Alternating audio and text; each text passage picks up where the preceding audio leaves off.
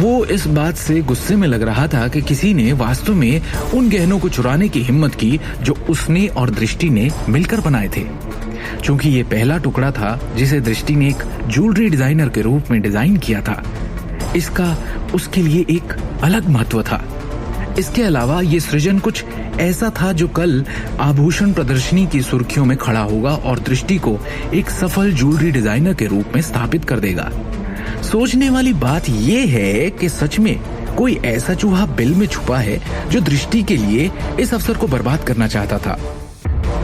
उस समय शिवम का पूरा शरीर हत्या के इरादे से कांप रहा था और उसकी आंखें गुस्से से जल रही थी। 10 मिनट बाद टैक्सी अंत में कीमती नारंग एम्पायर के टावर पर पहुंची और शिवम सीधा 26वीं मंजिल पर चला गया। कार्यालय भवन में कंपनी के 20 से अधिक वरिष्ठ अधिकारी जमकर बहस कर रहे थे। उनके चेहरे गुस्से से तमतमा रहे थे। दृष्टि नारंग, इस बारे में आपको क्या कहना है?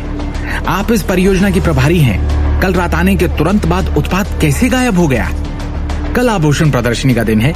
कंपनी ने किंग ऑफ द वर्ल्ड को प्रचारित करने के लिए पहले ही बड़ी मात्रा में संसाधन खर्च किए हैं। अब जब तैयार उत्पाद चोरी हो गया है तो आप स्थिति से कैसे निपटेंगे? क्या आप यही चाहती हैं कि ऐसी हरकत से आप हमारी कंपनी को हंसी के पात्र में बदल दें? दृष्टि अपनी सीट पर बेबसी बैठी रही और उन सबको एक लाचार अभिव्यक्ति के साथ देखती रही। यदि आपके पास सबूत नहीं है तो बकवास करना बंद कर दें। शिवम कार्यालय में चला आया और अंदर आते हुए उसने शांति से कहा, शिवम गांधी, तो आखिरकार नकारा निकम्मा दामाद आ ही गया। मुझे तो लगा था कि तुम अपने गुनाहों की सजा मिलने के डर से शर्माकर कहीं भाग गए। उस समय करण नारंग ने शिवम को एक चंचल अभिव्यक्ति के साथ देखा। ऐसा लग रहा था कि वो खुद से बेहद खुश है। तुम कहना क्या चाहते हो? शिवम ने करण से धीरे से पूछा। करण ने चालाकी से कहा, तुम सहायक निदेशक हो, वो व्यक्ति जो हर दिन किंग ऑफ द वर्ल्ड के संपर्क में आता है, और फिर जब वही गहना गायब होता है तो तुम कंपनी में मौजूद नहीं थे। अब या तो ये महज इत्तेफाक है या फिर हम सभी का मानना है कि इस चोरी में तुम्हारा हाथ है। वास्तव में मुझे पहले से ही संदेह था कि पिछली बार कुछ गलत था। हालांकि दृष्टि नारंग केवल एक दिन के लिए कार्यालय में थी। उसने पहले ही एक कार खरीद ली थी जिसकी कीमत 90 लाख के करीब थी। करण ने स्थिति का विश्लेषण करते हुए एक गंभीर अभिव्यक्ति के साथ कहा, इससे अकेले हम ये मान सकते हैं कि कार उन चीजों में से एक थी जिसे उसने लाखों के गहने बेचकर खरीदा था। ये देखते हुए कि वो अपने पैसे को लापरवाही से कैसे खर्च करती है, क्या आप में से कोई वास्तव में उसे यहाँ खड़े होने के लिए फिट देखता है?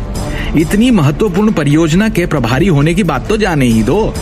क्या वो गुप्त रूप से जमाखोरी नहीं हो रही है और अपने लिए पैसों का उपयोग नहीं कर रही है? पिछली बार दृष्टि नारंग विपणन विभाग की एक छोटी सी कर्मचारी थी जो अचानक निदेशक के पद पर जा पहुंची। उसने अपने लालच के आगे घुटने टेक दिए होंगे और अपने लिए गहने चुरा लिए होंगे। ये निश्चित रूप से अपेक्षित है।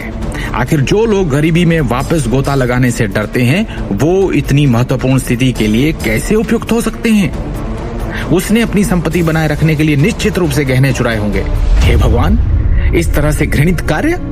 दृष्टि ने निश्चित रूप से इस बार विश्व के राजा की डकैती में एक महत्वपूर्ण भूमिका निभाई होगी। करण के करीबी दोस्तों और वरिष्ठ अधिकारियों में से हर एक ने दृष्टि का उपहास करना शुरू कर दिया और आग में ईंधन डालना शुरू कर दिया। चुप रहो, तुम झूठे आरोपों के साथ मेरी प्रतिष्ठा को धूमिल कर रहे हो, दृष्टि ने गुस्से से कहा। आज काम पर पहुंचने पर दृष्टि पहली थी जिसे पता चला कि तिजोरी में से किंग ऑफ द वर्ल्ड गायब हो गया था। अपने सदमे के क्षण के बावजूद उसने तुरंत सारे सीसीटीवी कैमरों को देखने का तर्कसंगत निर्णय लिया। हालांकि उसने पाया कि कंपनी के सभी सीसीटीवी कैमरास पिछली रात को जानबूझकर बंद कर दिए गए थे। इसके अलावा बिजली के कमरे में से बिजली के तार भी कुछ समय के लिए काट दिए गए थे। ऐसा लग रहा था जैसे किसी ने इस डकैती की योजना पहले से ही बना ली हो। लेकिन किसने?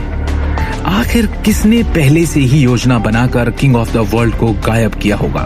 क्या इस चोरी के कारण अब दृष्टि का नाम मिट्टी में मिल जाएगा या शिवम उसके नाम पर उछला कीचड़ साफ कर देगा? क्या शिवम पता लगा पाएगा कि ये चोरी किसने की?